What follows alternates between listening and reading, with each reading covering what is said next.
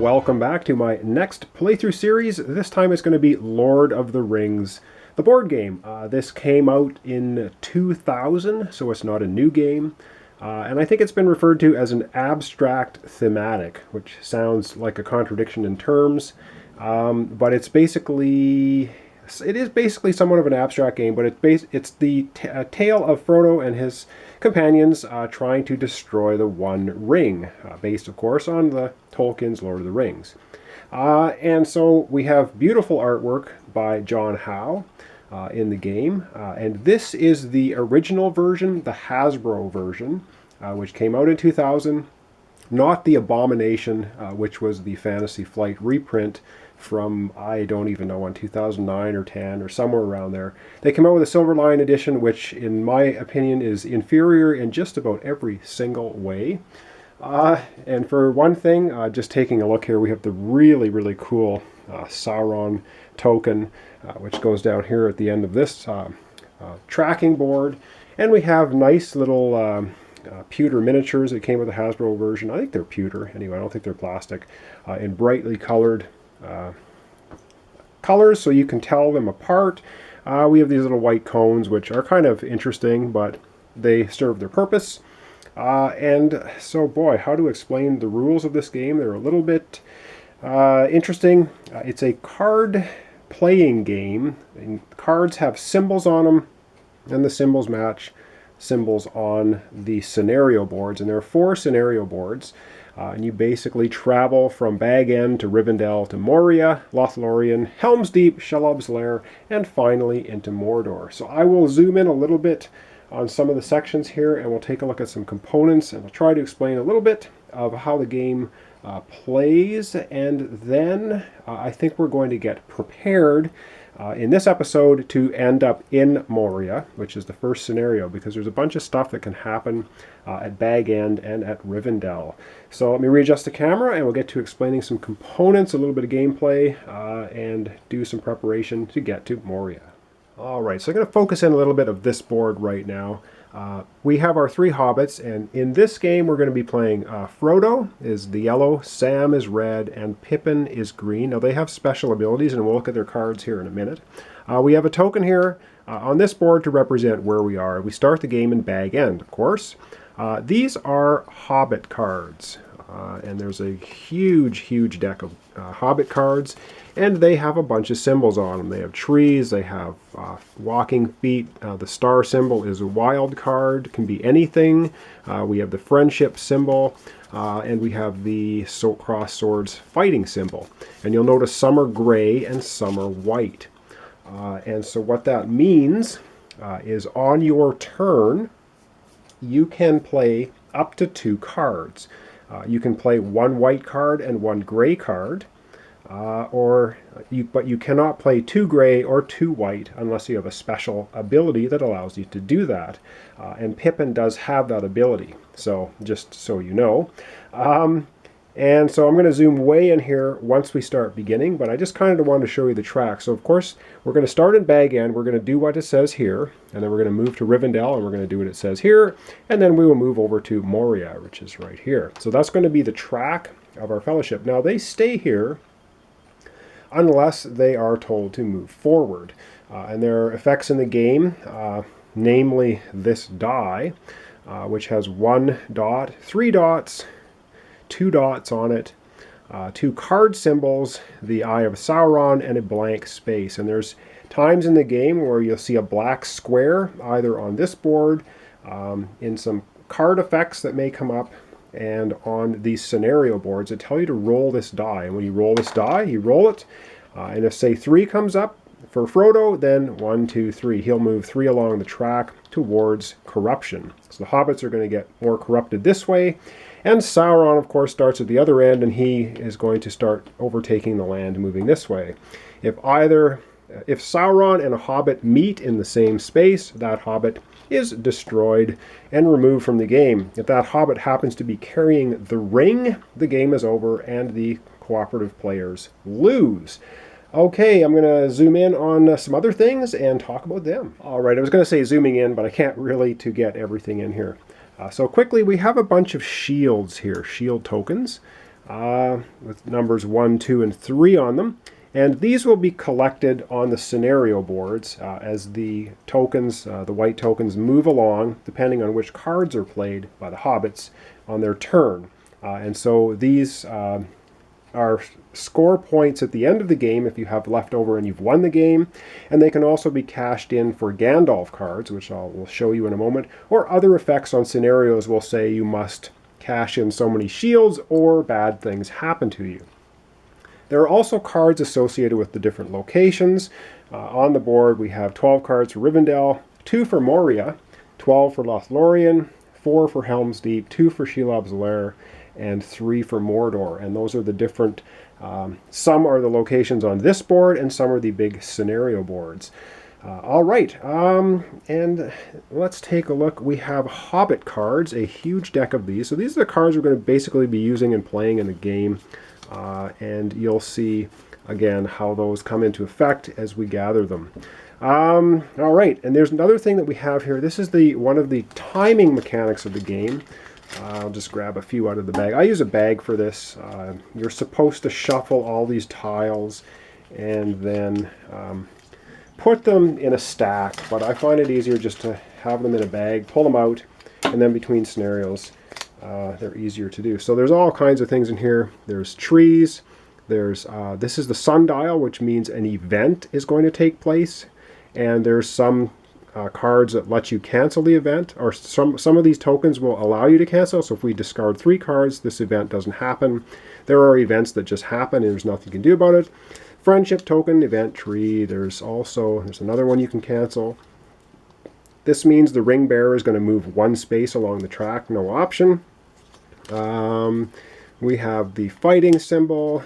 We have the special symbol, which means Sauron moves 1 towards the hobbits, or 1 hobbit moves 2 towards Sauron. What am I missing here? Oh, there's the walking symbol. So anyway, there's a whole bunch of different tokens in here, and they get pulled out at the start of the turn. And how you play them is you pull them out until you get a good token. So you can pull 3 or 4 events in a row on a hobbit's turn, and that's kind of too bad until they get a good event. All right, lots to think about here. And okay, let's take a look at the Gandalf cards that we can buy with 5 shields each. They are one-shot cards that can be played as soon as you purchase them. They must be played as soon as you purchase them. And then I think we'll take a look at the characters, and I'll probably then put the Moria board out after we go through our initial setup. So bear with me, still a little bit left to do here. All right, so these are the Gandalf cards. There's 5, and I should mention this is just the basic game, because I think there were 3 other expansions that came out for this. I don't have any of them. I just have the basic game, and that's what we're going to be doing a complete playthrough of, just to clarify that. So these Gandalf cards are one-shot cards. You have to spend, a single hobbit has to spend 5 shields at any time. Yellow cards can be played at any time, so it doesn't have to be your turn. But a single hobbit must spend 5 shields in order to play the card. So we have foresight. One player rearranges the top 3 tiles. That could be very important. Persistence, one player draws 4 hobbit cards, and you will start running out of cards as you play them, of course. Guidance, active player gets 2 wild cards right away. Magic, after moving the event marker, ignore the event. It's a really powerful card because some of the events, especially when you're in Shelob's Lair or Mordor, are really, really bad for our hobbits. So that's a good one to play. And healing, the little circle icons mean you can move, the hobbits move back towards the light on the board, getting farther away from Sauron.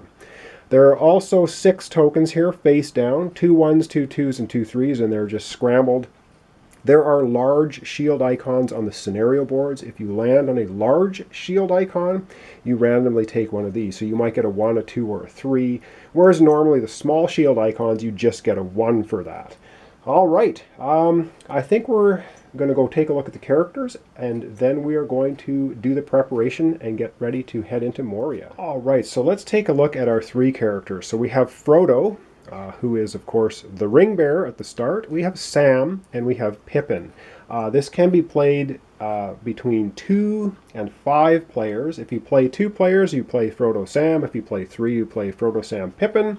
If you play 4, you play Frodo Sam Pippin and Merry. And if you play a 5-player game, it's Frodo Sam Pippin, Merry, and Fatty. All right. I use a little star-shaped die here to keep track of whose turn it is, because sometimes playing yellow cards, things can get out of order, and you can be playing the game and all of a sudden think, I don't remember exactly whose turn it is. So I will use the star token on the active player. This is the ring token that comes with the game. It's this gigantuan donut-shaped ring with the elven text around the outside of it. I will not be using this for the game. I am instead going to use the pewter, the gold-colored pewter one that comes with the Lord of the Rings Risk game, which has the elven writing around the outside and, of course, around the inside. Just a little bit smaller ring instead of this giant donut one. Nothing wrong with this one, just a little bit too big for my likes. Now these tokens, there are 5 ring tokens, 3 suns, and 3 hearts. And when you go through a scenario board, be it Moria, Helm's Deep, Shelob's Lair, or Mordor, each of the hobbits needs to collect 1 of each. Or whichever one they don't have, they have to move 1 step toward the darkness at the end of the scenario. And you'll see how you collect these. They are icons on the scenario board. So, and of course, you'll see that in action when we play the game. All right, Frodo's special ability is he can use any white Hobbit cards as wild cards. So cards, like I said, are either gray or white. He can use any white one as a wild. So it doesn't matter what the symbol is. Sam's ability is after each die roll, suffer no more than 1 damage. So if he rolls a 3 on the die, he only has to move ahead 1. If he rolls to discard 2 cards, he only has to discard 1 card. So he's the hearty member of the team. And Pippin says, on your turn, play any 2 cards. He can play 2 white cards or 2 gray cards. He's not restricted to having to play 1 white, 1 gray, and mix them up. So he has the ability to play 2 whites and 2 grays. The other characters do not. Okay, let's go back to the meta board, the big board, and we will do preparations to go into Moria. All right, so I'm not exactly sure just how great this is going to focus. I hope it focuses.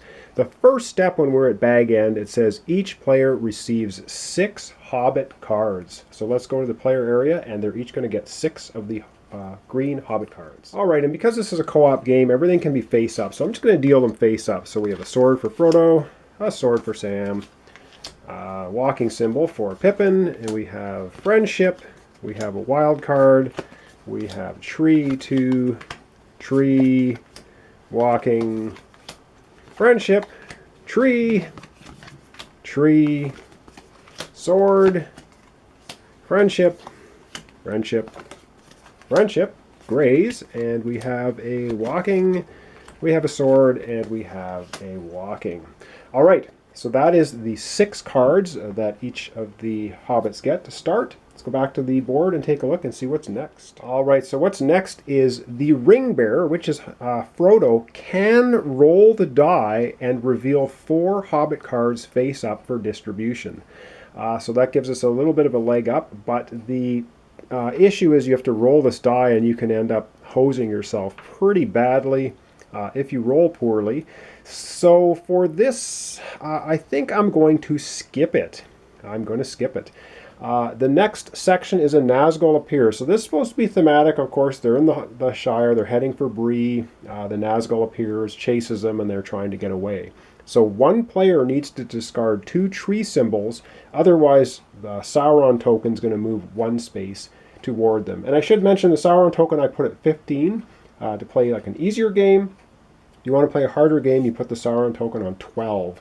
It makes things more difficult. All right, let's go find out which of the hobbits is going to play the 2 tree symbols. Otherwise, Sauron's going to move. Well, and looking at the cards, Pippin does not have 2 tree symbols. He just has 1 and no wild card, so he can't do this anyway. Sam can. He has 1 tree symbol and a wild card, but I think we're going to have him hang on to that. Frodo, though, does have the 2 tree symbols here. And he is going to discard them. So we discard those cards. and we avoid having, I guess we avoid the Nazgl, and the Sauron Token does not move down the track. All right, next up, let's go back to the board and see what we're going to do. All right, so that takes care of Bag End, and so we move along to Rivendell. I will try to zoom in a little bit here because we have some things we need to do in Rivendell as well. All right, so the first thing we need to do in Rivendell is Elrond. It says receive feature cards. Now, these are feature cards, and I'll have to zoom out to get them. But these are the 12 cards that come from Rivendell, and they are going to be distributed evenly between all 3 hobbits. So let's go back to the hobbits, and we're going to dish out the 12 Rivendell cards. So this simulates that they're visiting Rivendell, having a council with Elrond, and they are getting goods and extra people to travel with them on the journey. So let's dish out the cards. All right, so there are 12 Rivendell cards. Now, these cards have this special symbol on the back, whereas the regular Hobbit cards do not. And it's important because if you run out of Hobbit cards, all of the cards with the symbol on the back are one-time play only. So when you play the card, it is gone. It would never be reshuffled and redrawn again. But the regular Hobbit cards can be reshuffled and redrawn if the Hobbit card deck runs out. So just so you know. All right, so Frodo gets Mithril. How appropriate. Sam gets Sting. Okay, not quite as appropriate. And Pippin gets the Gandalf card. Frodo gets the Boromir card. Sam gets the Athelas, which is 1 player. Can ignore any effects of missing life tokens. Pippin with Legolas. Frodo with Anduril. Gimli for Sam. Aragorn for Pippin. We have the Staff, which is a great yellow card. Ignore 1 tile showing a sundial and 3 items, so you can just not have an event if that happens. Glamdring, of course, which is Gandalf's sword. And lastly, we have Minivar. 1 player may pass 1 card to another player. So that is them getting all the cards from Rivendell to go on their journey. Now let's go back to the board, and there's still more that needs to be done. So the next thing that happens in preparation in Rivendell after they receive their cards from Elrond is each player must pass 1 card face down to the left. So basically, it means Pippin's going to pass a card to Sam, Sam's going to pass a card to Frodo, Frodo's going to pass a card to Pippin. So, and we want to make sure, because the next step is everyone must discard a fellowship or friendship card, otherwise they have to roll the die, which does bad things to you. And so let's go back to the player area, and we're going to pass 1 card from each player to the left. All right, so they've decided. So Pippin is going to give the Gandalf card to Sam. Sam is going to give his Gimli card to Frodo, and Frodo is going to give the 1 gray card over to Pippin. So now they have exchanged 1 card to the left. The next thing is each player must discard a friendship card, or they have to roll a die. So let's just go ahead and do that now. So Pippin's going to discard 1 friendship card, so he does not have to roll the die. Sam is also going to discard a friendship card. He doesn't have to roll the die. And Frodo has a gray friendship card, and he's going to discard that. So none of them have to roll the die. Let's go back to the board and see where we're going next. All right, so with Rivendell finished now, we are moving on to Moria. And so at the very beginning of the game, you saw the Moria board out. Let me rearrange the camera again. We'll get the Moria board out. And that I'll explain a little bit about that, and then that will be the end of this episode. And beginning next episode, we will start traveling through Moria. All right, so here we have the Moria board. Now there are 4 separate scenarios we're going to need to go through in this game. As mentioned before, it's Moria. Then we're going to take a quick visit to Lothlorien, do some things there. Then it's going to be Helm's Deep, Shelob's Lair, and finally Mordor. Well, this is the Moria scenario board. And these little tokens here start on the empty spaces under the symbol. So you can see these symbols match the cards. We have the fighting symbol. We have the tree symbol, the walking symbol. There's no friendship symbol on the Moria board. So the friendship cards can be used as wild cards in this scenario. We also have a an event token. So when the first event card comes up, we do the speak, friend, and enter, and then we just keep going. How a scenario ends is either this token reaches the final space on this twisting path through Moria, or this token hits the final event. And we really don't want that to happen because the events are not good. And down here you can see rings and hearts, and you can see the sunshine symbol. These are the spaces where the hobbits need to collect, again, these different tokens. And we want to have one token each when we hit the end of the scenario, or we're going to have to start moving up the darkness track for every symbol we don't have. And just a quick look at the events is always a good idea. So the group has to discard a friendship and a wild card here on this event, or Sauron's going to move ahead. Each player has to discard a tree symbol, otherwise they have to roll a die, each player. This one is reveal one card from the deck. The active player discards 2 matching card symbols to receive the pipe card, otherwise Sauron moves. This is trap, traveling, and hiding must be complete by this event. So this track down here, which is the traveling track, the traveling track and the hiding track are right here. These need to be at the end when this event happens, or Sauron's going to move twice and the ring bearer rolls a die. Orcs attack, the group has to discard 5 shields collectively, or Sauron moves twice. And finally, one player is going to have to move 3 towards the darkness, otherwise every player rolls a die. So lots of bad events that can take place, and we want to try to get through here quickly, but not so quickly that we don't have the tokens we need, which then makes us move up. So kind of again, an abstract thematic game, and we'll get right into it in the next episode. We're going to start taking turn orders with Frodo going first. I should mention one other thing. Once during each scenario, the ring bearer can put on the ring, roll the die once, and subtract 4 from it and move that many spaces in any track along the board they want.